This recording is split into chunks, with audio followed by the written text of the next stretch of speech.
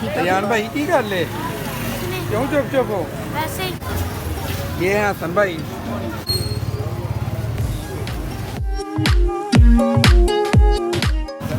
Hi guys, ये है नागे मेरी कटिया जान जाएगा, कोई नहीं करना गलत गल कोई नहीं करना। कन्या है ना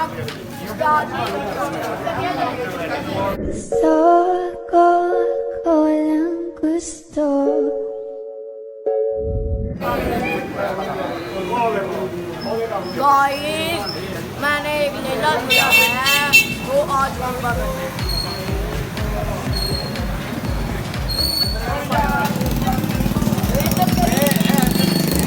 जेबा बचाओ अपनी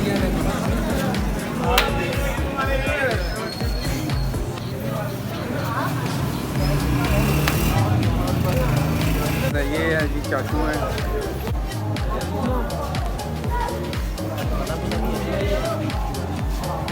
चल हम जिन्नी देर असं मिलने ना तो उन्नी देर तू वीडियो बना पा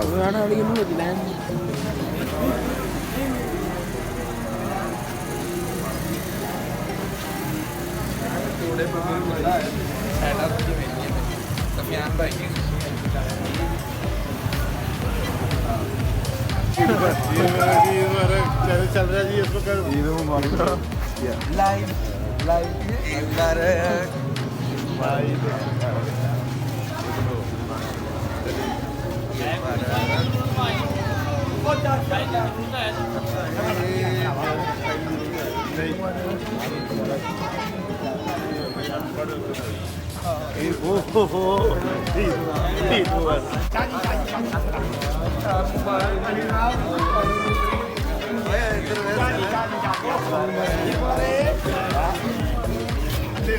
सब बनाओ सारे बनाओ।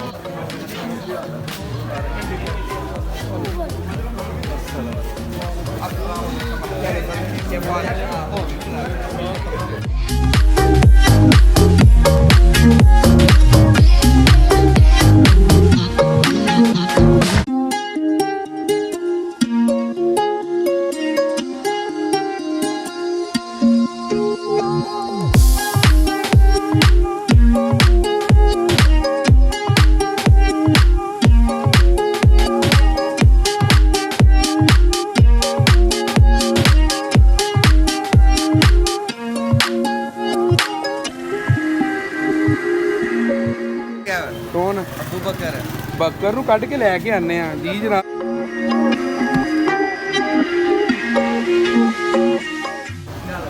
चलो ओए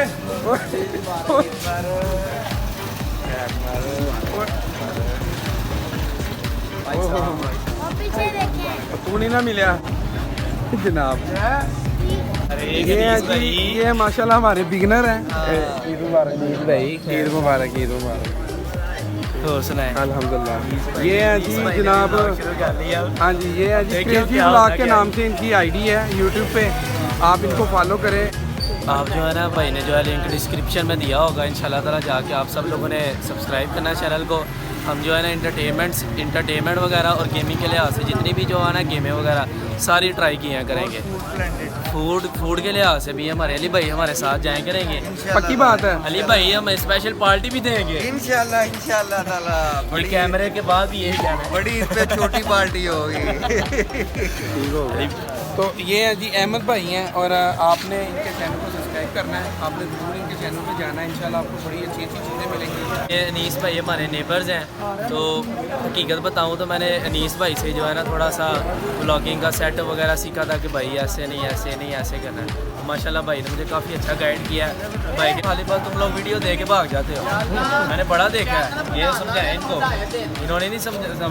अली भाई का कभी कभी कमेंट्स आता है जिस वीडियो में ये खुद होते हैं ना, उस वीडियो में ये देते हैं। हाँ, जिस वीडियो में ये खुद होते हैं उस वीडियो में देते हैं, वैसे नहीं देते। और वैसे भी कहते हैं मुझे टैग करें, टैग करें हैशटैग अली भट्ट बहादुर अली।